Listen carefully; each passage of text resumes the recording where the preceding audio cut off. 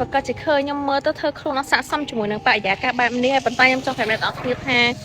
វាមិនមែនអាស្រ័យទៅលើថាតើខ្ញុំធ្វើខ្លួនបែបណាវាអាស្រ័យថាតើខ្ញុំទទួលបានអារម្មណ៍បែបណាពីមនុស្សជុំវិញខ្លួនដែលមើលមកខ្ញុំអញ្ចឹងតាមពិតណាគ្មានអ្នកណាខ្វល់ជាមួយយើងចង់ស្លៀកបែបណាស្លៀកទៅប៉ុន្តែអ្វីដែលយើងគិតណាគឺមកពីយើងគិតថាចេះតែគេមើលមកខ្ញុំផ្លេចខ្ញុំអត់សមមើលតិចខ្ញុំស្លៀកអញ្ចឹងគេមើលមកខ្ញុំអាក្រក់មើលតិចគេមើលមកខ្ញុំអត់សមរម្យជាមួយនឹងកន្លែងហ្នឹងហើយខ្ញុំតិចភ្លាវម្នាក់ឯងតែអស់នេះត្រូវគិតថាគ្មានអ្នកណាគេខ្វល់ទេម្នាក់គេរវល់តែជីវិតគេតែយើងស្លៀកអីយើងធ្វើអីជ្រឿងរបស់យើងហើយនៅពេលដែលយើងធ្វើខ្លួនបានស្អាតបានមានរបៀបរៀបរយអារម្មណ៍ដែលល្អហ្នឹងវាកើតចេញពីខ្លួនយើងហើយវាធ្វើឲ្យយើងហ្នឹងមានអារម្មណ៍ល្អ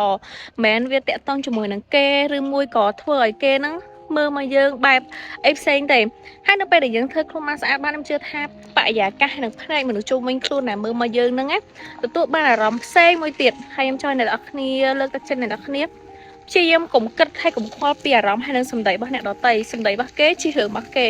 អារម្មណ៍របស់យើងជារឿងរបស់យើងសំខាន់លើខ្លួនយើងតែយើងគិតបែបណាគេគិតទៅគេអ្នកឈឺក្បាលយើងមិនមែនជាអ្នកឈឺក្បាលផងហ្នឹងមនុស្សមួយចំនួនវាតម្លៃគេបែបនេះបែបនោះស្លៀកពាក់បែបនេះបែបនោះខួរក្បាលមានដែនកំណត់អារម្មណ៍របស់យើងក៏មានដែនកំណត់ដូចគ្នាដែរអញ្ចឹងព្យាយាមស្តុករឿងល្អៗឲ្យបានច្រើនឈប់ខ្វល់ខ្វាយពីសម្ដីហើយនឹងអារម្មណ៍របស់អ្នកដទៃទៀតទៅពួកគាត់មិនបានមករួមដំណើរជីវិតនេះជាមួយនឹងយើងនោះទេហើយថាតើពួកគាត់បានតម្លៃអ្វីខ្លះពីការដែលរិះគន់អ្នកដទៃដែលគួរឲ្យរិះគន់ហើយនឹងគួរតែស្ថាបនានោះជាខ្លួនឯងទៅវិញទេ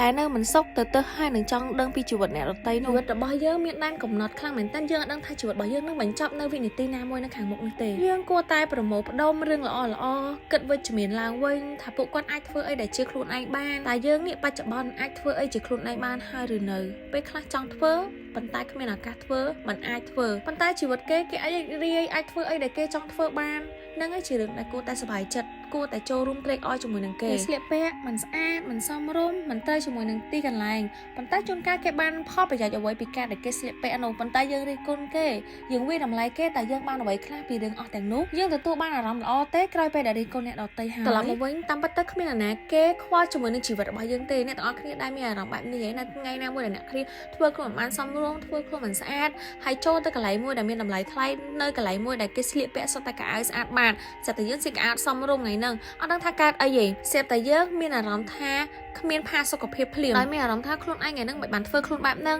ហើយហេតុអីបានធ្វើខ្លួនស្អាតហើយមានអារម្មណ៍ថាគ្មានទំនុកចិត្តលើខ្លួនឯងតែម្ដងតាមពិតថាគ្មានអ្នកណាគេមកមើលយើងគ្មានអ្នកណាគេខ្វល់ជាមួយយើងទេយើងធ្វើអីជារឿងរបស់យើងតែយើងអ្នកខ្លួនយើងអារម្មណ៍ខ្លួនយើងផ្ទាល់ទេ